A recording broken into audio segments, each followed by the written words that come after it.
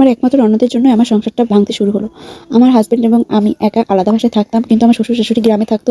আমার সাথে বনিবনা না হওয়ায় তারা আলাদা থাকলো। তারপর থেকে আমাদের একা স্ট্রাগল করে চলতে হলো। আমি এবং আমার হাজব্যান্ড খুব ছোট্ট একটা চাকরি শুরু করি, যেটা দিয়ে আমাদের খেয়ে দিয়ে ভালোই চলছিল। কিন্তু আমার হাজব্যান্ড পরবর্তীতে সিদ্ধান্ত নিল একটু টাকা ইনকামের জন্য, একটু বাড়ি তাড়ি করার জন্য বিদেশ যাবে।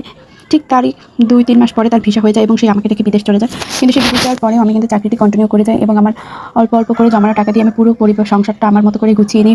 সব ফার্নিচার কিনে ফেলি আমার নিজের পছন্দ মতো। আমার সংসারটাকে আমি সাজিয়ে নিই।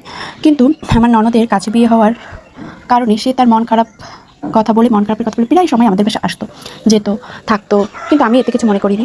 প্রথম 2-3 মাস এভাবেই গেল। কিন্তু বিপত্তি ঘটে তখন, যখন আমার হাজব্যান্ড আমার জন্য বিদেশ থেকে দামি শ্যাম্পু, দামি লোশন, দামি ক্রিম, তারপরে দামি মোবাইল, গহনা ইত্যাদি পাঠাতো। তখন তার পছন্দ হয় বলে সে নিয়ে যেত। তখন আমি কিছু বলতাম না।